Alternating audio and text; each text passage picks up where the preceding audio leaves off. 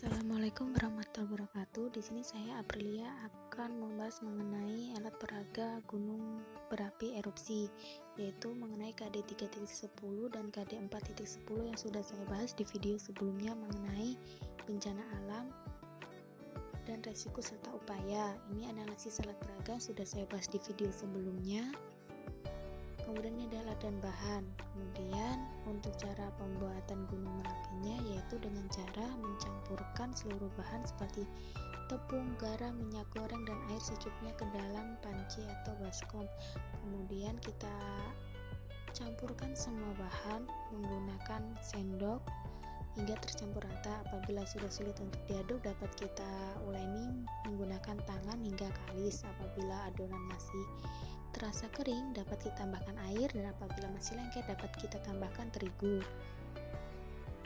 Setelah itu, apabila adonan sudah kita rasakan kalis, dapat kita pindahkan ke baki atau wadah untuk tempat daratan gunung. Kemudian kita buat bulat, kemudian kita letakkan gelas ditekan di tengah dan kita tutupi gelas menggunakan adonan hingga menyerupai gunung berapi.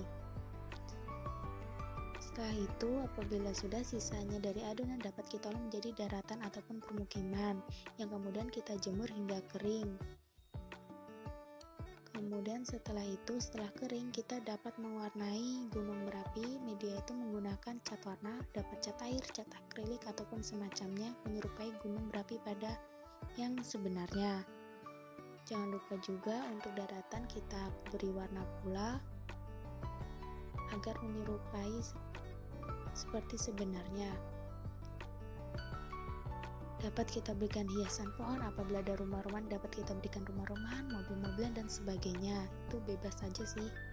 Kemudian untuk pembuatan lahar erupsi, kita dapat mencampurkan soda kue, sabun cuci cair, warna makanan, dan cuka ke dalam lubang gunung berapi. Itu sesuai kebutuhan aja sih, sesuai tinggi ataupun kedalaman lubangnya. Tidak harus 2 sendok makan.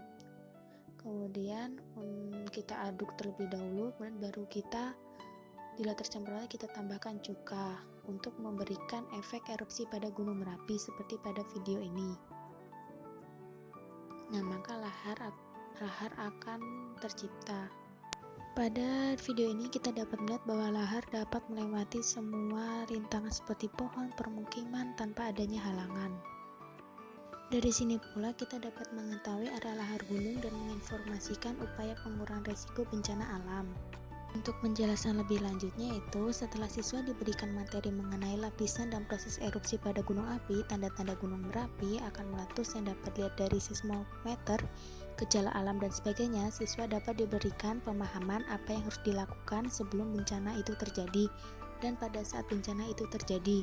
Dari alat peraga ini dapat memberikan gambaran terhadap siswa mengenai bencana alam gunung berapi, dampak yang terjadi pada alam saat gunung berapi erupsi dan mengeluarkan lahar hingga ke daratan dan permukiman, sehingga memberikan pemahaman begitu pentingnya mematuhi anjuran meninggalkan lokasi beberapa kilometer dari gunung Merapi, yaitu mengungsi.